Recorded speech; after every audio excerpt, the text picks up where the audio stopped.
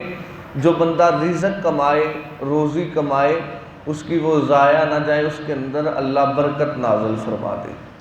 سب سے پہلے نمبر پہ عصر کے بعد گھر کے اندر جھاڑو نہیں دینا۔ عصر کے بعد یہ چیزیں نوٹ کر لیں اور ذہن نشیں کر لیں، عصر کے بعد گھر کے اندر جھاڑو نہیں دینا۔ دوسری جو چیز ہے، مولا علی کرم اللہ وجہ الکریم، آپ فرماتے ہیں کہ عصر کے بعد کبھی گھر کے اندر اپنے ناخن نہیں کاٹنے، نماز عصر کے بعد ناخن بھی نہیں کاٹنے۔ تیسری بات جو ہے وہ یہ ہے کہ کبھی جھوٹ نہیں بولنا۔ کیا؟ جھوٹ بولنے والے کے گھر سے بھی برکت اٹھ جاتی ہے، اللہ تبارک تعالیٰ رزق سے برکت کو اٹھا لیتا ہے۔ اب یہ جو چیزیں ہیں ان پہ عمل کرنا ہے، ٹھیک ہے؟ اور نماز چھوڑنے سے گھر کے اندر بے برکتی ہوتی ہے۔ اب یہ چیزیں آپ نے نوٹ فرمانی ہیں۔ پہلے نمبر پہ گھر کے اندر نماز عصر کے بعد جھاڑو نہیں دینا۔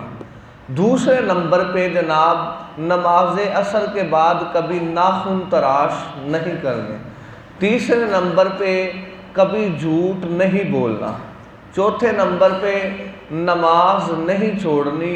جو بندہ یہ عمل کرتا ہے اس گھر میں بے برکتی ہوتی ہے۔ ان چیزوں سے گریز کرنا ہے۔ حضور نے جن چیزوں سے منع فرمایا میرے پیارے نبی نے، اس کے اندر کوئی نہ کوئی حکمت ہوتی ہے۔ بلا وجہ یا بلا حکمت تو حضور نے نہیں نہ فرمایا۔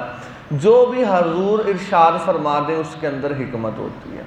نبی پاک بھی چاہتے ہیں کہ تمہارے گھروں میں برکت آئے، کیونکہ حضور بتا رہے ہیں کہ یہ عمل نہیں کرنا، اور اللہ بھی چاہتا ہے میں اپنے بندوں کو رزق عطا فرماؤں۔ تفسیر روح المعانی کے اندر جناب ایک حدیث کوٹ کی ہوئی ہے۔ حضرت داؤد علیہ السلام نبی ہیں، پیغمبر ہیں۔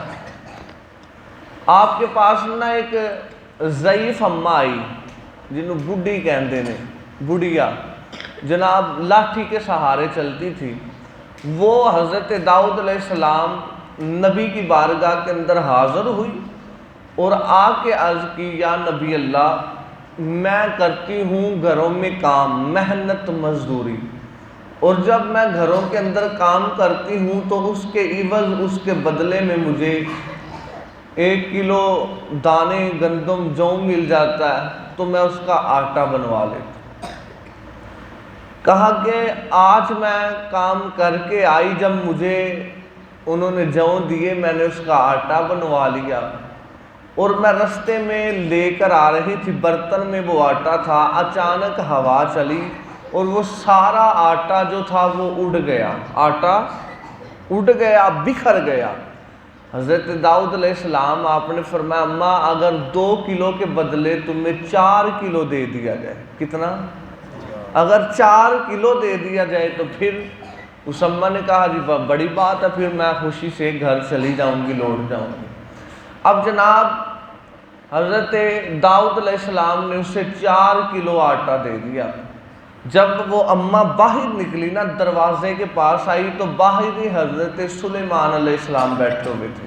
اب باپ بھی نبی ہے اور بیٹا بھی نبی ہے۔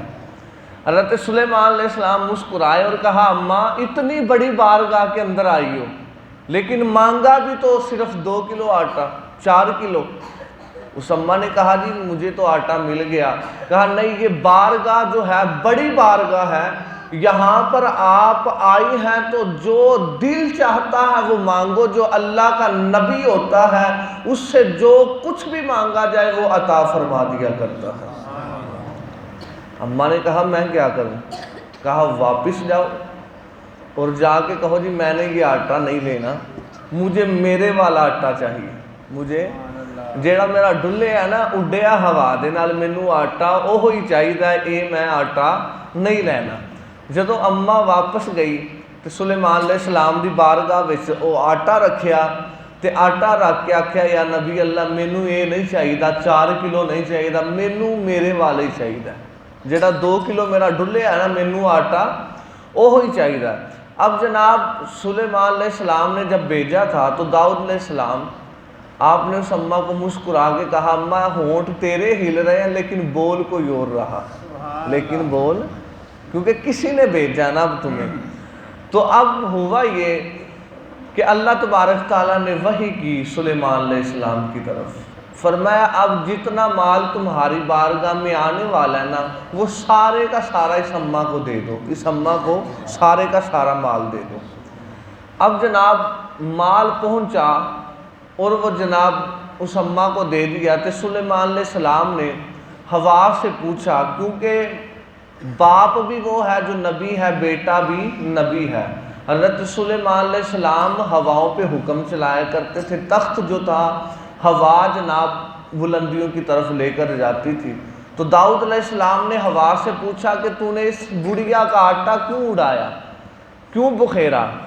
تو ہوا نے کہا مجھے تو فرشتے نے کہا تھا اللہ کی طرف سے جو آیا تو میں نے اس کی مان کے یہ عمل کیا۔ سلیمان علیہ السلام وہاں پر موجود تھے۔ حضرت داؤد علیہ السلام نے اس ہوا سے پوچھا جب تو اس نے فرشتے کا کہا، فرشتے سے پوچھا تو فرشتے نے عرض کی یا نبی اللہ میں نے خود تو نہیں کہا، مجھے تو جبرائیل نے کہا تھا کہ ایسا کہو۔ کس نے کہا تھا؟ جبرائیل نے کہا تھا کہ ایسا کہو۔ جبرائیل سے پوچھا تو جبرائیل نے عرض کی یا نبی اللہ مجھے تو اللہ کا حکم تھا۔ کس کا؟ اللہ کا حکم تھا۔ سلیمان علیہ السلام نے 2 نفل پڑھے، سجدہ کیا، عرض کی یا اللہ یہ تیرا حکم تھا کہ اس اماں کا آٹا بکھیر دیا جائے۔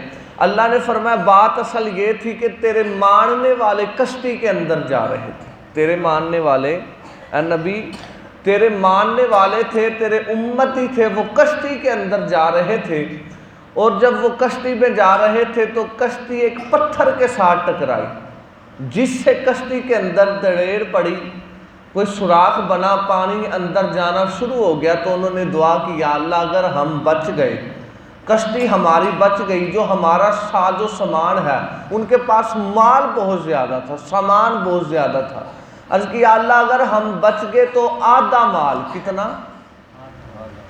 آدھا مال ہم تیرے رستے میں دے دیں گے، خرچ کر دیں گے۔ اب اللہ تبارک تعالیٰ کی کرنی ایسی ہوئی، اللہ نے ہوا کو حکم دے دیا فرشتوں کے ذریعے کہ اس اماں کے آٹے کو بخیر دے۔ جب ہوا چلی وہ آٹا جو تھا جا کے کشتی پہ جہاں پہ دریڑ پڑی تھی، سوراخ ہوا تھا، وہاں پہ جا کے وہ آٹا لگا۔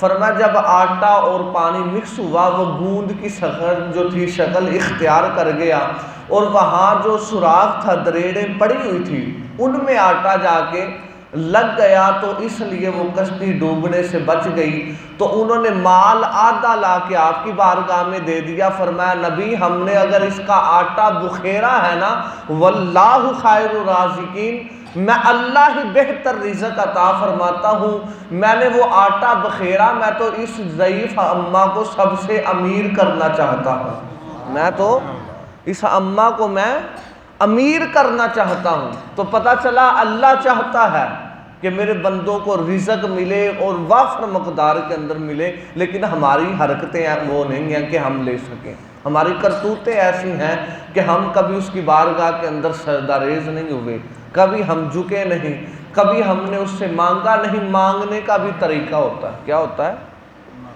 مانگنے کا بھی طریقہ ہوتا ہے۔ تو اللہ تبارک تعالیٰ کی بارگاہ میں مانگنا چاہیے اور ذکر کرنا چاہیے، نمازیں پڑھنی چاہیے، اپنا آپ من صاف رکھنا چاہیے۔